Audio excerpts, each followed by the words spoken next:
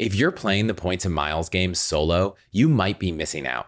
When you bring in a partner, or even your kids, parents, or friends, you unlock a whole new level of strategy. In today's episode, my good friend Kai joins me again to break down how adding more players can change everything. As he puts it, 1 + 1 does not equal 2. It equals more like a 3. We'll get tactical about multiplayer strategy, referrals, managing logistics like two-factor authentication codes, navigating emotions and family dynamics, and how to build systems that actually scale. Whether you're already playing solo, working together with your spouse, or have a whole team of players, there's so much to learn in this episode that will help you level up your points strategy. I'm Chris Hutchins. If you want to keep upgrading your money, points, and life, click follow or subscribe. Kai, it's good to be here again. Thanks, Chris. So last time we were on, we talked a lot about deals. And today I want to talk about how to earn points even more when you're playing with other players, your partner, your kids, your friends. But I want to rewind because I know you do this for multiple people. But what was your wife's first reaction when she learned how intense you play this game? Yeah, I mean, I think it's probably a pretty common reaction from anyone who learns that their partner, their P2, is booking fancy flights, fancy hotels, all of this stuff and not paying for it, which is shock and a feeling of like, is this legal? This seems shady. I don't want to know too much about it, but I'm enjoying these flights and enjoying these hotels. And so, yeah, I think that is the first reaction because I think there's just like a lack of understanding of how the system works. And so it feels like magic to a lot of people.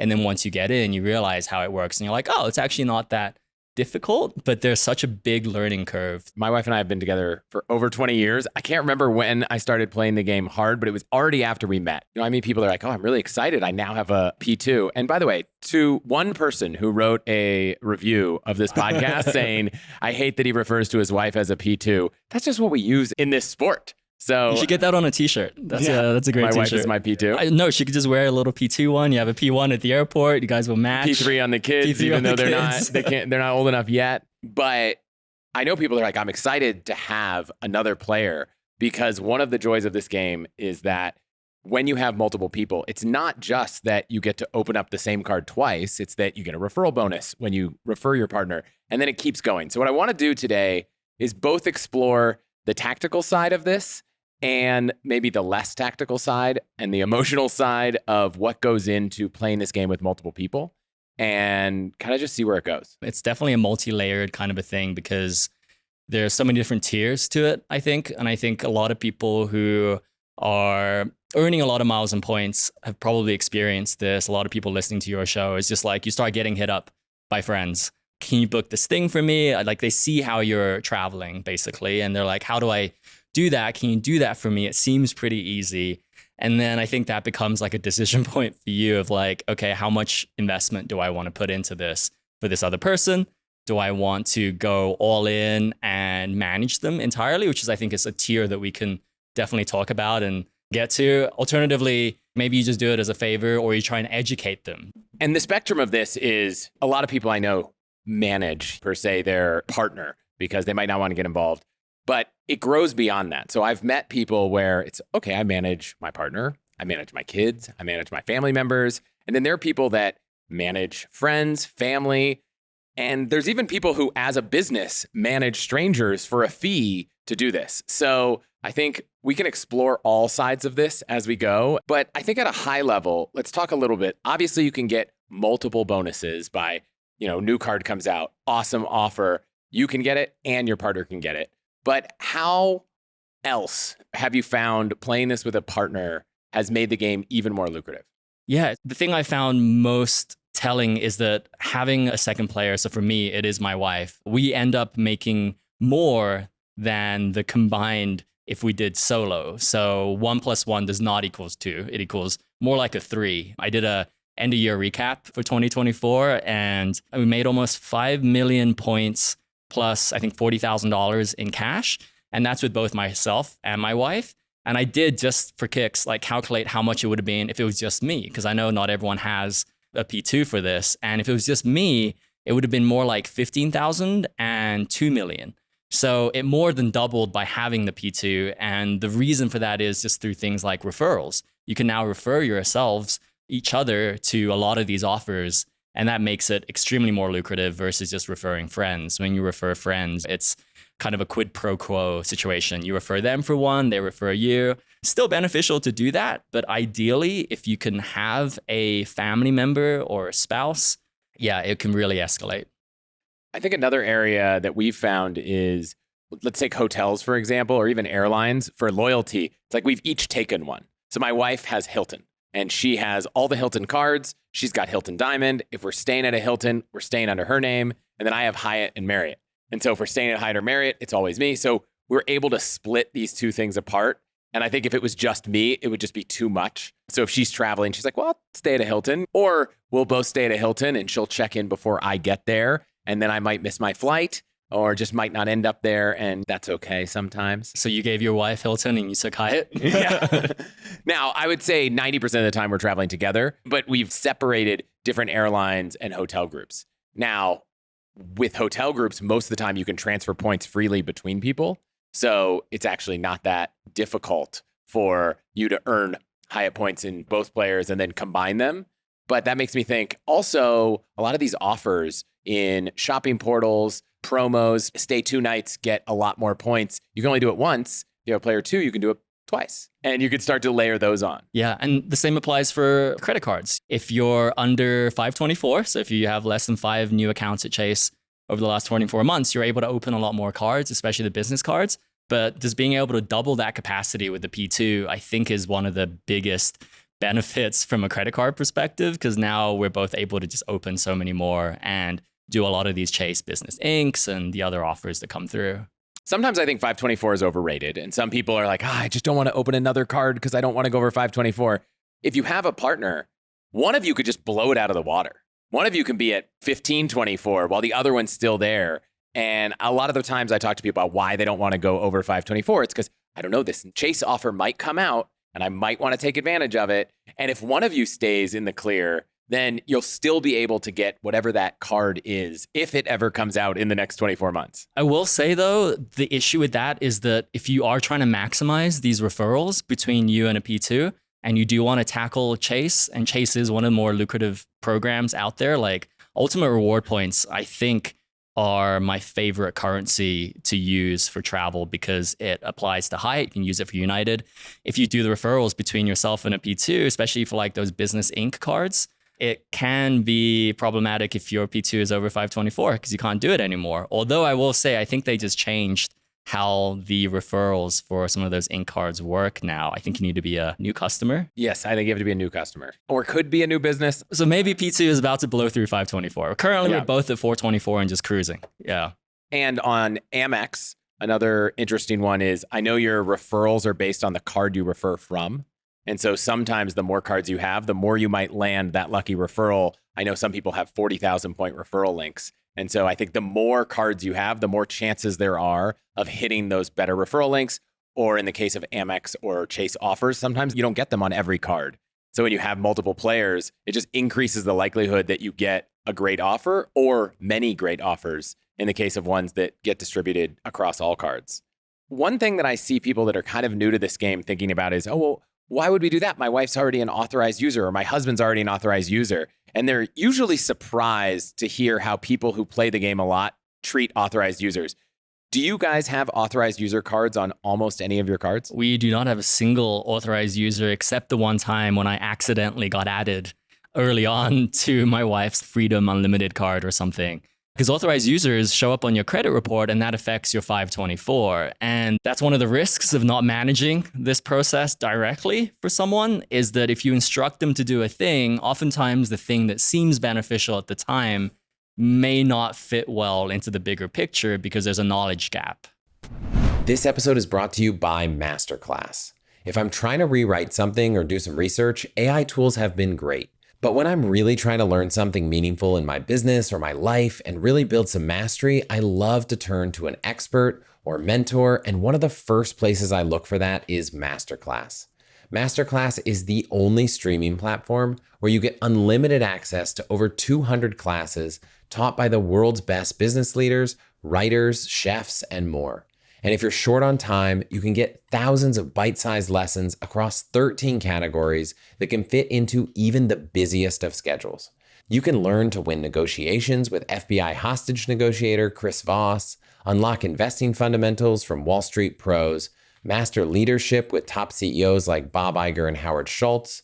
But it's not just business topics. I am loving the new Science of Parenting series right now and learning so much about being a better parent to our 2 girls. With Masterclass, plans start at just $10 a month, billed annually, and come with a 30-day money-back guarantee. And right now, our listeners get an additional 15% off any membership at allthehacks.com/masterclass. That's 15% off at allthehacks.com/masterclass, allthehacks.com/masterclass. This episode is brought to you by Mercury, the banking product businesses just like mine use to simplify their finances in one place. I've been banking with Mercury for years with multiple companies because they put a layer of design and delight and functionality on top of banking that is light years ahead of the clunky and hard to use websites and apps of almost every other bank.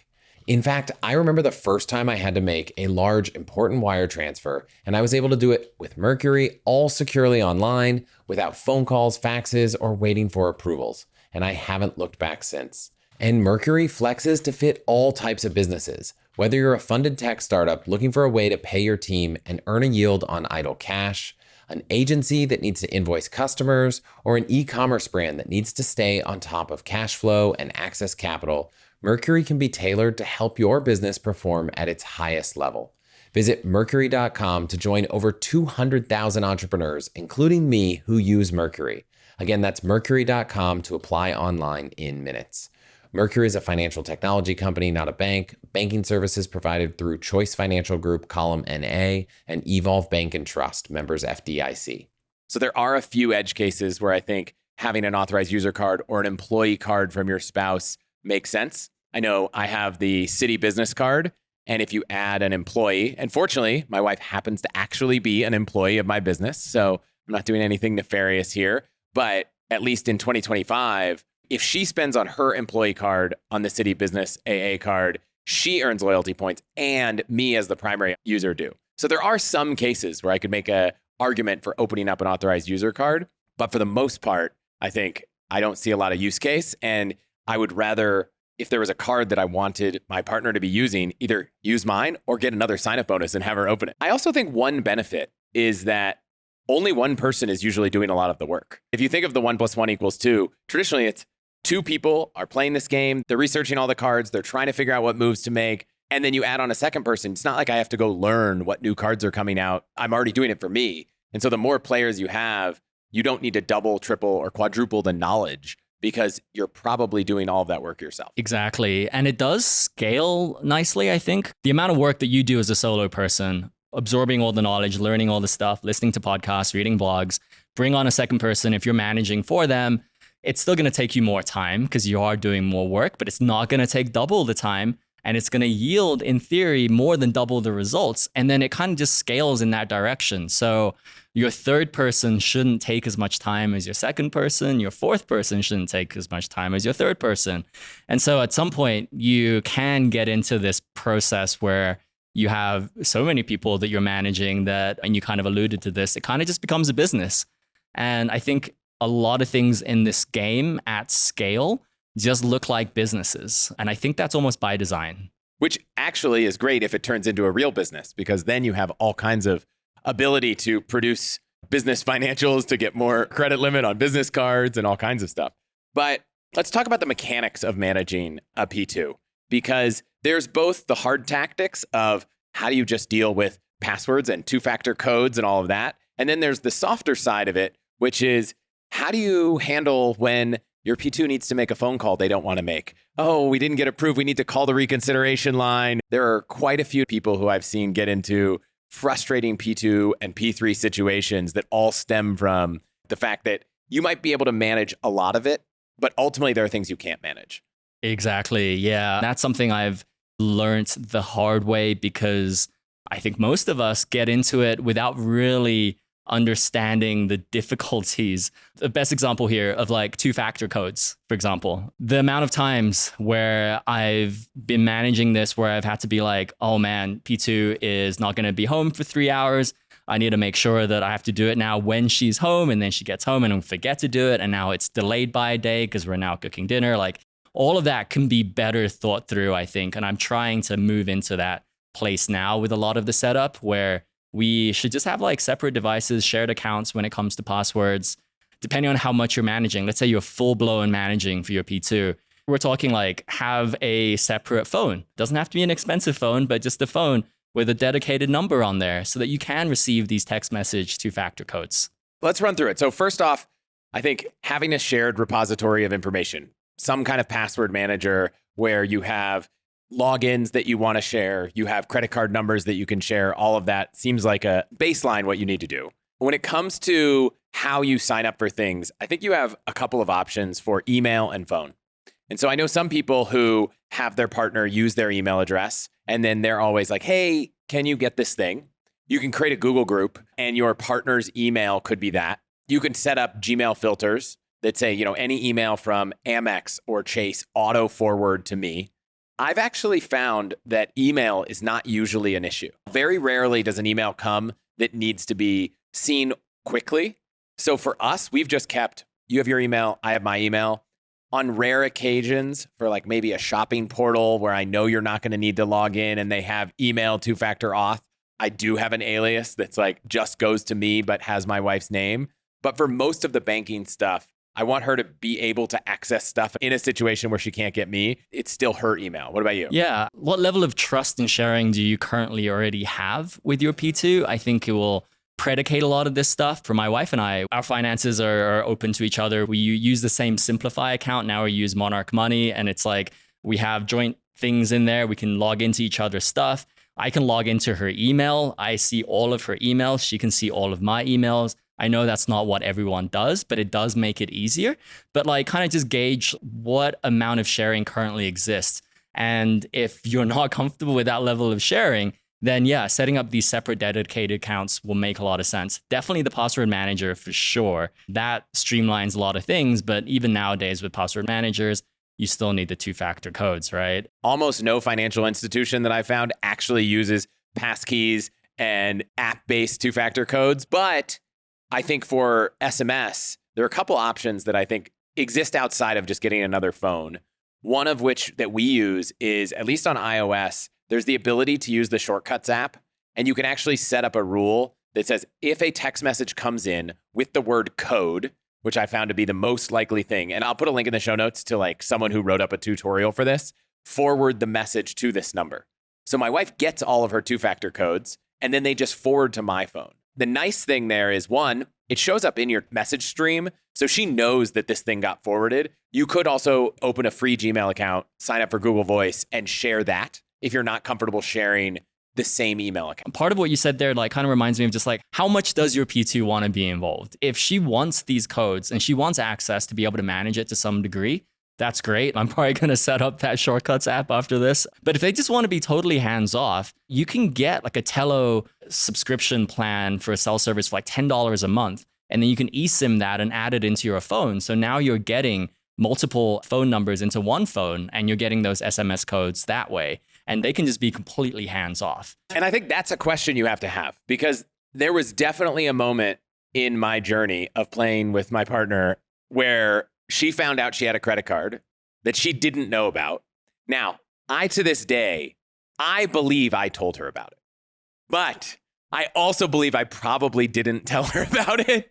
But I think you need to be on the same page about what that looks like, because for her, she likes to know that she has a card. And so now anytime we're going to open something, I'm like, hey, do you want to sit down and just click the submit button just so you know that this happened? Now, I will say I did a little bit of research, and technically, I don't think for your partner, your family members, you actually can apply for credit and, click the submit button legally. I'm not saying it's a big problem. I'm sure many people do this, but technically, if you're thinking about this, especially as it scales to other players, you might actually need like a very limited financial power of attorney to legally be able to do some of these things. That said, If you know your partner's social security number and address, you can usually get through most of this. There might be a few of those questions that, depending on how long you've been together, you already know the answers to.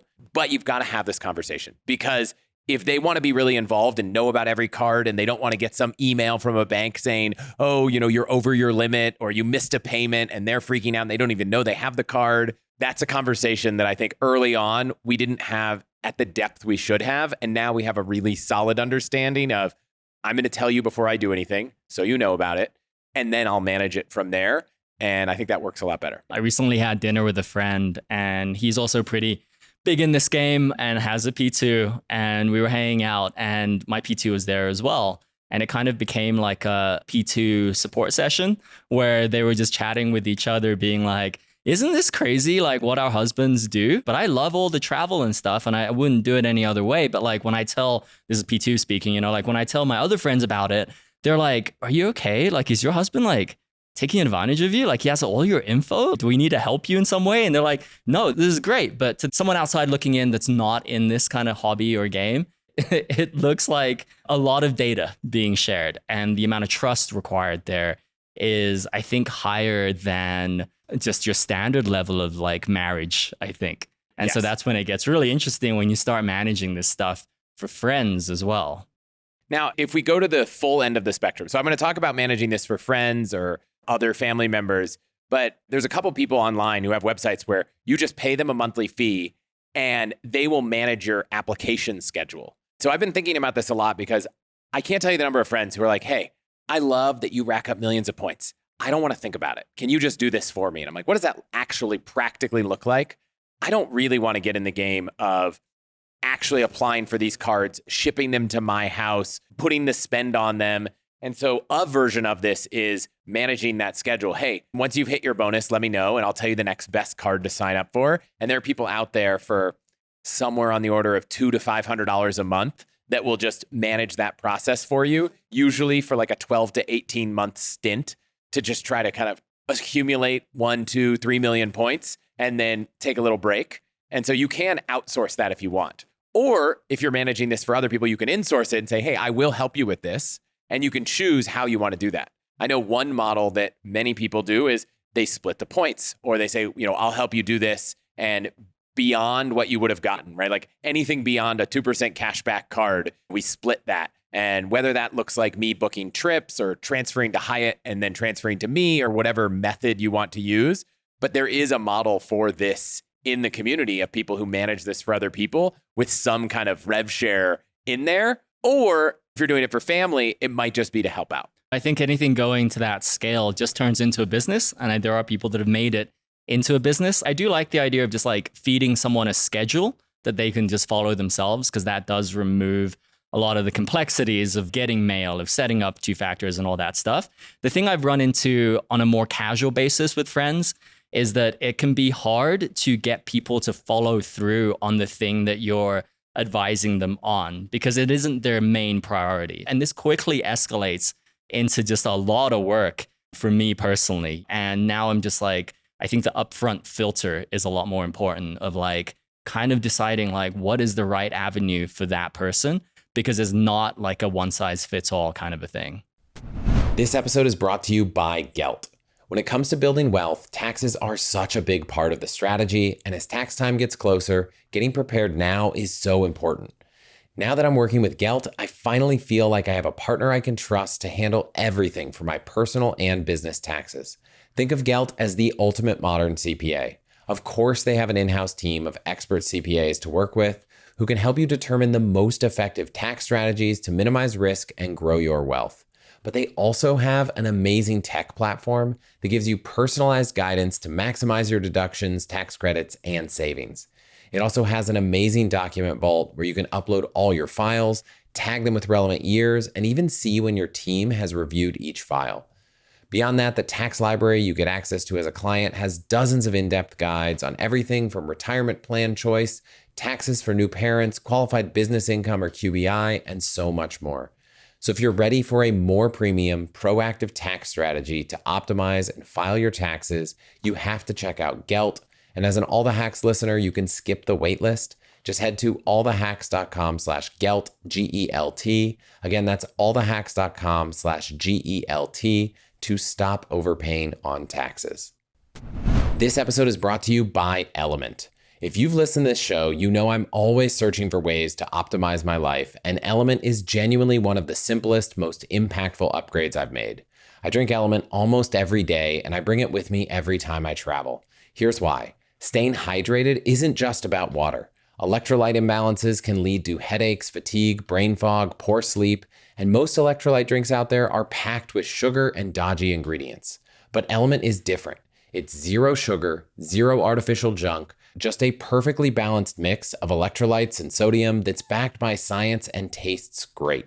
Since I started drinking Element, I've noticed clearer focus throughout the day, better sleep at night, and I'm more energized for workouts and recovery. Honestly, it's really hard to imagine going back. So whether you're an athlete or just someone like me trying to get the most out of every single day, you've got to try Element. And they are so confident you'll love it that they offer no questions asked refunds, so you can try it risk-free. For All the Hacks listeners, you can get a free 8-count sample pack of Element's most popular drink mix flavors with any purchase at allthehacks.com/element, LMNT. Find your favorite Element flavor or share it with a friend. That's allthehacks.com/element, LMNT. When I looked at one of these sites that will manage this for you, the pro tier, the $500 a month tier, includes an award booking service where the guy who gives you this schedule, he and probably his team are going to actually plan all these trips. Because one thing that I find often happens is a friend will ask me for some advice and I'll say, well, if you're looking for a new card right now, this one's a great bonus. And given what you have, it might be a good fit. And they're like, oh, now I have 500,000 points. What do I do with like, how do I book that trip? Like, I want to go there. And then I get stuck in this place where I'm like, well, I have this podcast. You could go listen to it. And they're like, I don't want to. Can you just tell me how to do this? And now you become their travel agent. Yes. And so make sure that if you're offering to help friends play this game, you understand what that might also mean in terms of helping them figure out how to get the value out of this, and you're clear with them. Now, sometimes I say, here is an award booking service. So know that I will help you figure out how to accumulate a lot of points and tell you some cards that are good. But at the end of the day, you either need to learn how to do this. You need to treat these points as being worth 1 to 1.5 cents booking in the travel portal, or you can pay this service $100, $200 per person per trip, and they will go and do all the work. And usually if they don't find anything good, you'll just pay like a $25 search fee. And so I try to make that very clear. But there are still some people I know who are like, hey, can you just do this? Can you just manage the whole thing? And I think 10 years ago, I probably would have been more excited to do that, maybe more willing to take on that risk. Now it just seems like something that I'm not sure I want to be signing up for cards, putting in people's socials, having them shipped to my house. It just feels like a lot of risk. And then the other way is, okay, or we go set up limited powers of attorney and I've got notaries involved. And now it just feels like a lot for friends. Yeah, I had heard this quote from someone, I think Logan from Align Incentives, we were grabbing dinner, and he runs into similar situations we do where people hit him up. And I think the thing that he said that stuck with me is just like, you can pick where you want to go, or you can pick when you want to go, but I can't give you both. Now, technically you can do both, but doing both is a lot of work. And the reason is, if you're flexible about when you travel to Japan, I can get you there. I can get 4, 6, 8 people there.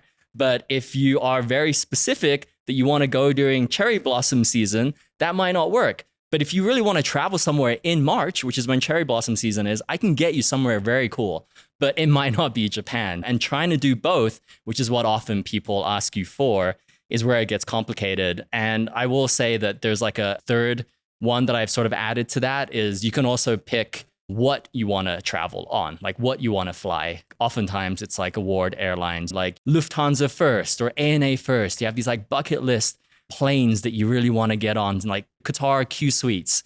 If you want to do that, then hopefully you don't even care about where or when you travel. And that is the thing. But those 3 things are sort of like mutually exclusive.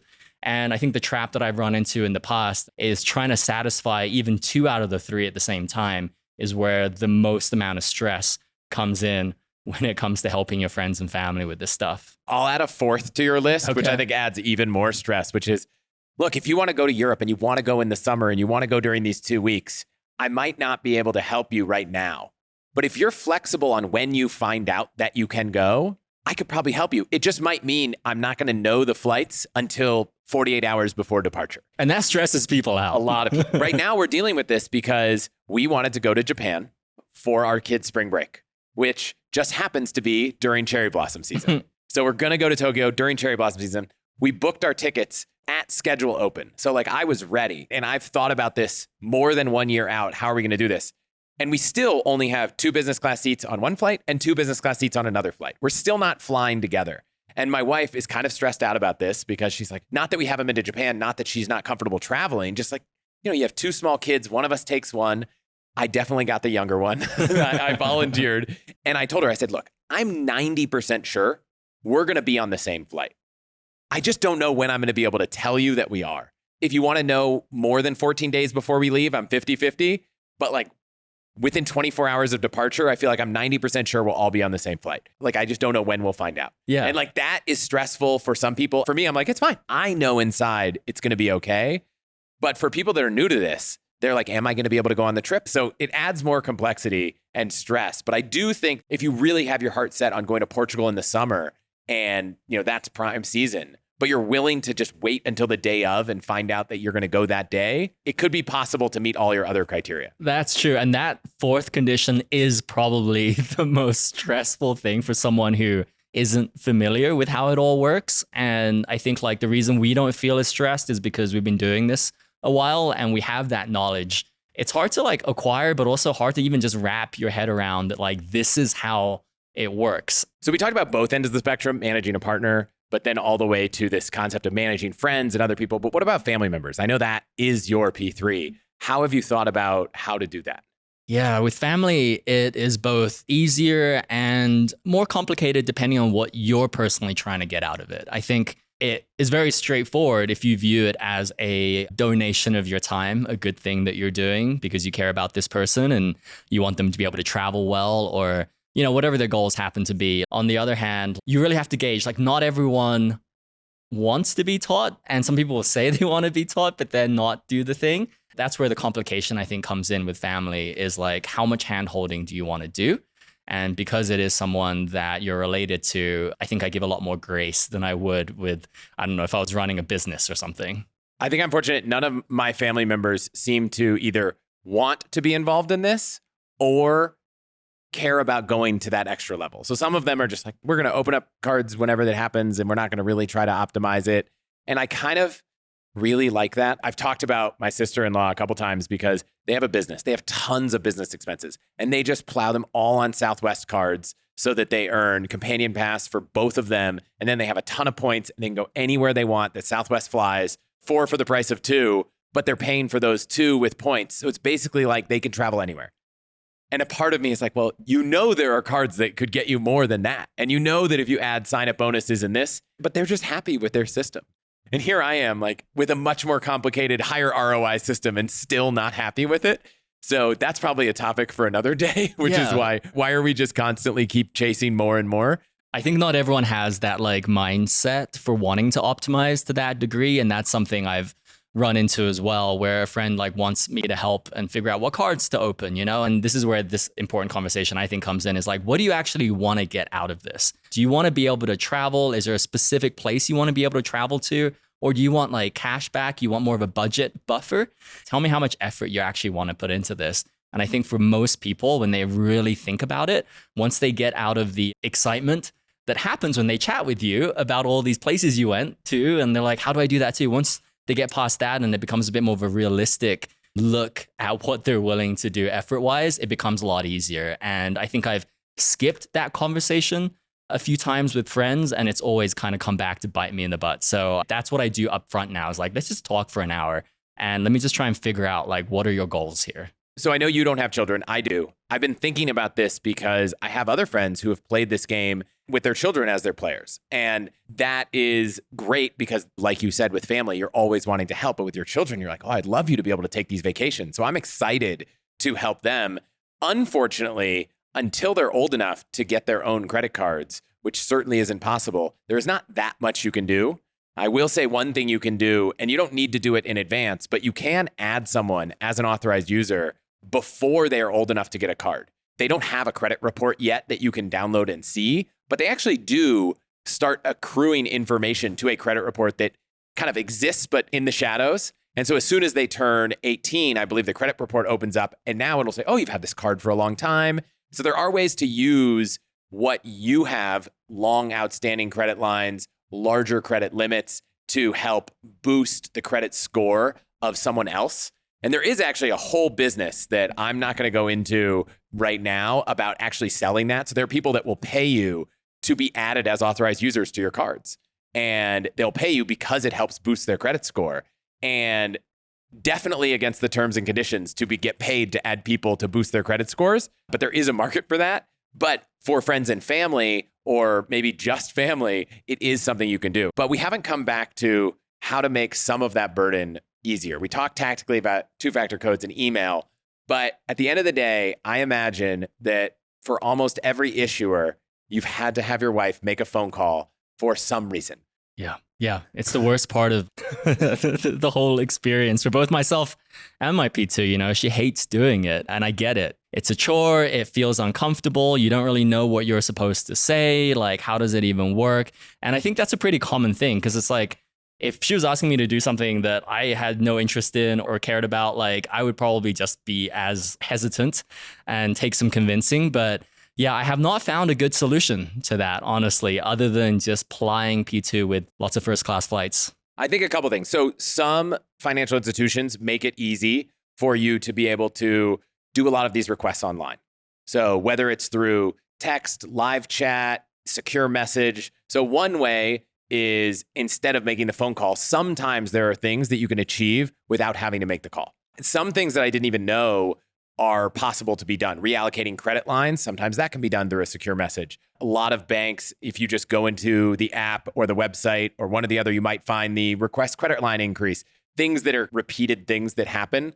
But at the end of the day, there is always a thing. And what I find that makes it a little easier is not to just make it seem so urgent to solve the problem, but to kind of set the context. Hey, we opened up this card and to get this bonus, we've got to do this. Here's why I think it's a great thing, but we've got to call this reconsideration line. Here's what I think they're going to ask for. Here's like all the information you need. Here's a shared note where I've typed up all of it. I'm going to be here. And then the thing that I do the worst and I need to practice is most of the time, people that call their financial institution and they have something go wrong, they're trying to solve this problem, they don't know all the answers like me, you, and the people in our community do. And I hear her and she might say something that's not the exact perfect answer and I want to like jump in. It's fine. I'm sure that there are hundreds of people calling all the time that have no clue what's going on. And so just learning to not make it feel like it's a do or die, make or break moment with what you say and every word, I think can really help. So I've also been kind of going down that route of just telling her like, well, to start, just like the importance of this. It's like, this is $1,000 sign up bonus. Do you think this call is worth $1,000? Is 20 minutes worth $1,000? She's like, yeah, I think we should call. That's a good financial decision. So some ownership there, but then, yeah, just like kind of being clear, like what the steps are ahead of time and then letting her take the reins, you know? And if it doesn't go well, we can always hang up and call again. So I fully agree. This episode is brought to you by Vuori. Now, there are only a few brands I use almost every single day, and Vuori is absolutely one of them. They make performance apparel that's incredibly versatile, yet so comfortable. Everything is designed to work out in, but it doesn't look or feel like it at all. My personal favorite is the Sunday Performance Joggers, but you also have to check out their Dream Knit collection. It's so amazing, super soft, lightweight, and moisture wicking. You can wear Vuori for just about any activity, whether it's running, training, or yoga, but they're also great for lounging, running around town. And seriously, I wear their Meta pants and Strato Tech polos out to nice dinners all the time. But Vuori isn't just for men. My wife is as obsessed with them as I am, and I know we would both agree that Vuori is absolutely an investment in your happiness. And for our listeners, they're offering 20% off your first purchase, plus free shipping on US orders over $75 and free returns. So get yourself some of the most comfortable and versatile clothing on the planet at allthehacks.com/Vuori. That's VUORI.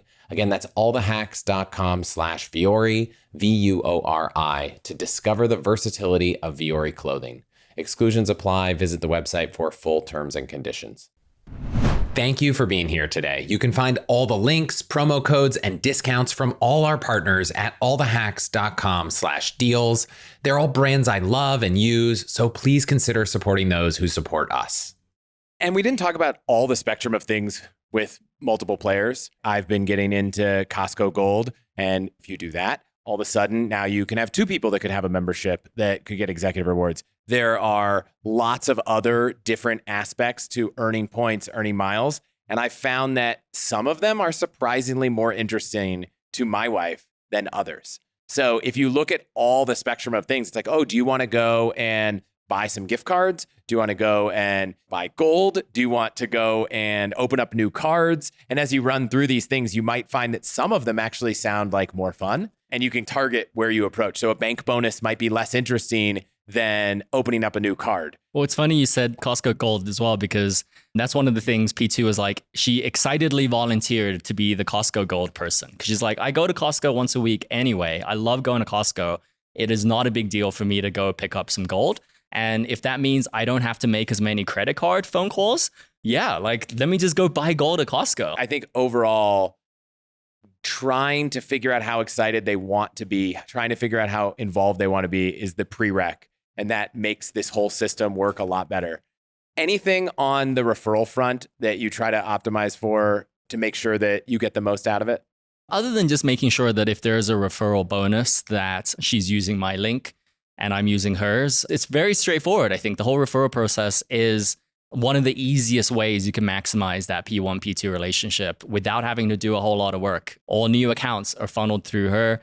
All new my accounts are funneled, just goes back and forth. The other thing you mentioned too that I want to touch on is, because I've been kind of mulling this over for my P2, is like this whole like shopping portal thing, because that gets a little complicated where my wife luckily does this, but my P3 currently doesn't, which is that how do you get them on this shopping portal train if they're not currently used to doing it and used to doing the offers? Because there's so many portals out there. Sometimes I'm checking like 3 or 4 different portals. I don't know if you found a solution to that aspect. So we use Copilot. You said you use Monarch Money. Yeah.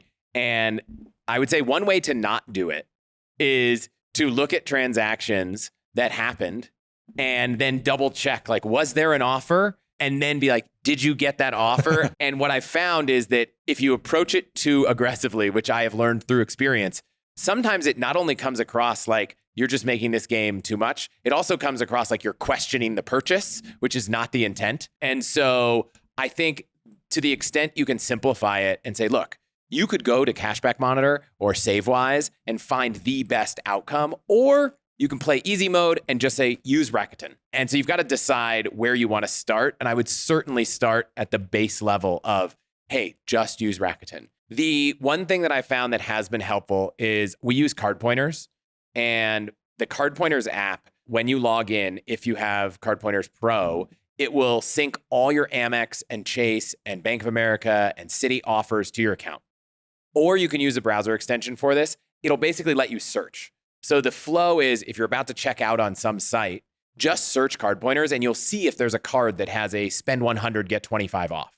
Because even for myself, the idea of going to all the different issuer sites and then going for each individual card and searching, it's just too much work. And so I think when I think of how to save money online, I go through there's the base version of which card do I use. As you level up, it's which shopping portal should I go through?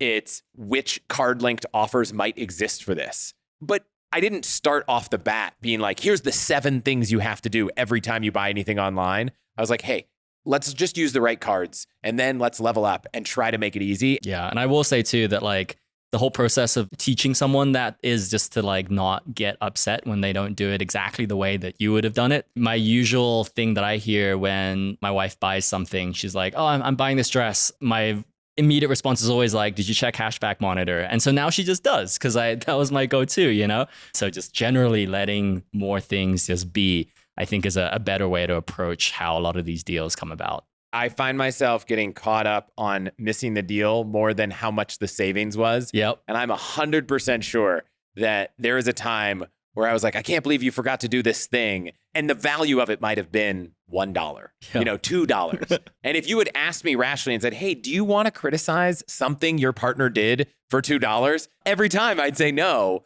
But you fight this urge of trying to optimize everything. And I'm trying to get better at, okay, if the purchase is under X, I don't even look. Like I just have Rakuten as the only shopping portal extension that's always on. If it pops up, I'll click it for any purchase amount because it's easy. But I'm not even going to go to Cashback Monitor for a $20 purchase. Yeah, but then you have that. And then once in a while, an offer will come around and it's like, this is, I think, a real offer that's happening right now. It's like, get $220 at Kraken, the crypto app, if you use Capital One Shopping to sign up. And there's a $75 referral bonus. So together it's like $300 just for signing up for a crypto app. And I'm like, I really want P3 to do this because she's just trying to make $500 a month. But then you think through the logistics of Capital One Shopping is another extension. They don't actually pay out in cash. It's going to take like 90 days to track. And then it's going to be gift cards is what you can redeem it for at like Home Depot and Lowe's. Then I'm like, okay, scale this back. She doesn't need to do this. What are some simpler things? What are some more baseline things we can do? Because we don't want to like just jump the gun and go that far into the deep end so early. We did an episode before. If anyone here hasn't listened to that episode, we kind of did go off the deep end. We went through all the different things that you could tackle with a goal of kind of hitting the $3,000 a month mark, which we thought was an achievable goal for someone trying to look for deals to turn into a side hustle. So I will direct people back to that episode. Yeah, and that's the thing. I would say the takeaway from that episode, you really have to just pick the thing that works for you.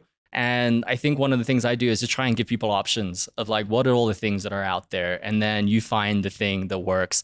But I think where it can get stressful is if you think you have to do all of those things and then it becomes a job and you're probably not trying to have a second job. For people who weren't listening last time, you have a podcast where you kind of recap what you're doing in this space. And you've done the financial independence path and you're kind of, I won't say full-time, your part-time job is to find deals and to try to supplement your income or your lack of income with all these deals. And so you chronicle that on your own podcast, The Daily Churn, and you've got a membership, which is actually why we're here, because it's a community meetup of your community. So I'm excited we're finally hanging out in person. Me too. First time doing an interview in person even. And yeah, I think it's like, even with my podcast, it can be, I lay out the steps that you can do. You can literally just copy it. But even that can be overwhelming because I can't just forward that to P3. She's going to feel like that's way too much. And so picking and choosing and helping her pick and choose is a gentler way to get people into the hobby. Yeah. I love it.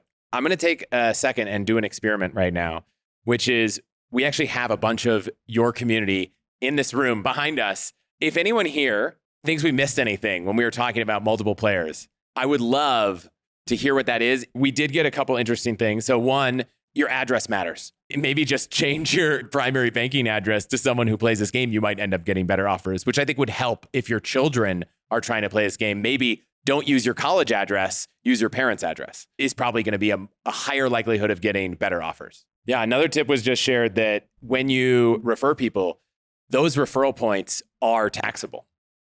And you will get a 1099. And depending on the financial institution, the value of those points can vary. I've heard some people are more aggressive and some people are more conservative in what they value. But with American Express, and I don't know if this is true for other issuers, the card you refer from, each card is an account.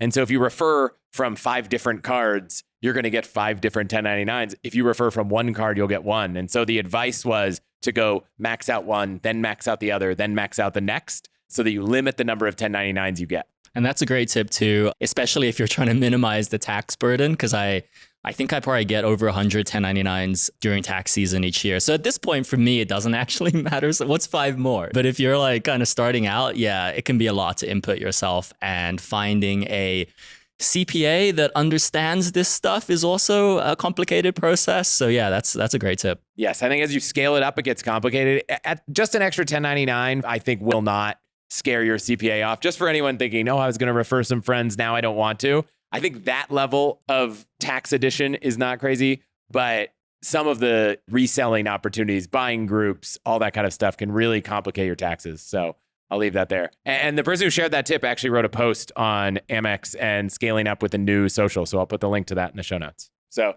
we got a couple great tips on authorized users. One, if you pull someone off of the authorized user and you remove that authorized user card, it usually clears after 30 days.